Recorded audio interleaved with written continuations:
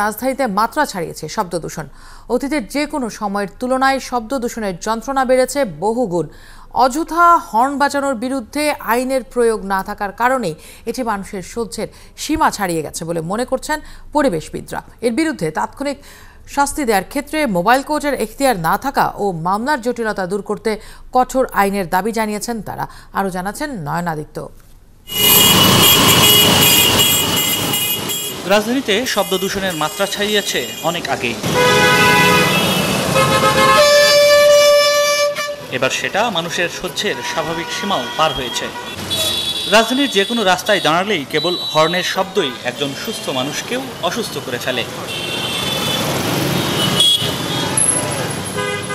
যানবাহনগুলোর বেশিরভাগ চালকই অপ্রয়োজনে অযথায় হর্ন বাজান।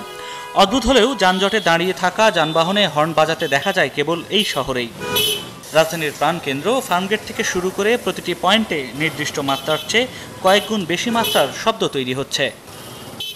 হর্ন বাজার সামনে ক্লিয়ার থাকলে ক্লিয়ার হলো লেগে বুঝলেন, জ্যামের মধ্যে হর্ন দেওয়া উচিত না, সিগন্যাল ছাড়লে অবশ্যই সিগন্যাল মেনে যাওয়া উচিত। সিগন্যালের মধ্যে হর্ন বাজানো কতটা জরুরি?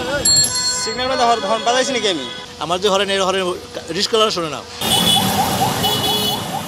শব্দ দূষণ রোধে আইন আছে কিন্তু প্রয়োগ নেই। এজন্য আইনের জটিলতাকেই দুষছেন বিশেষজ্ঞরা।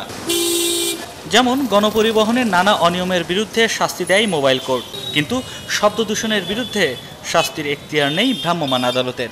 তাই এই অন্যায়ের বিরুদ্ধে তাৎক্ষণিক সাজারও কোনো ব্যবস্থা নেই। শব্দ দূষণ বিধিমালা মোবাইল কোর্টের আওতায় আসলে তখন পরিবেশ অধিদপ্তর মোবাইল কোর্ট করতে পারবে। পরিবেশ অধিদপ্তর চেষ্টা অব্যাহত রেখেছে, কিন্তু এখনও এটা মোবাইল কোর্ট আইনের আওতায় আসে না।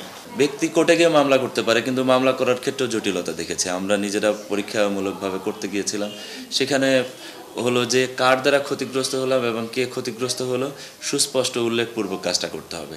এখন রাস্তায় যখন আপনি চলেন, এখন গাড়ির হর্ন অহরহ বাজছে, কাকে আসলে আপনি এখানে করবেন, আসামি করবেন বা কার বিরুদ্ধে আপনি অভিযোগ করবেন?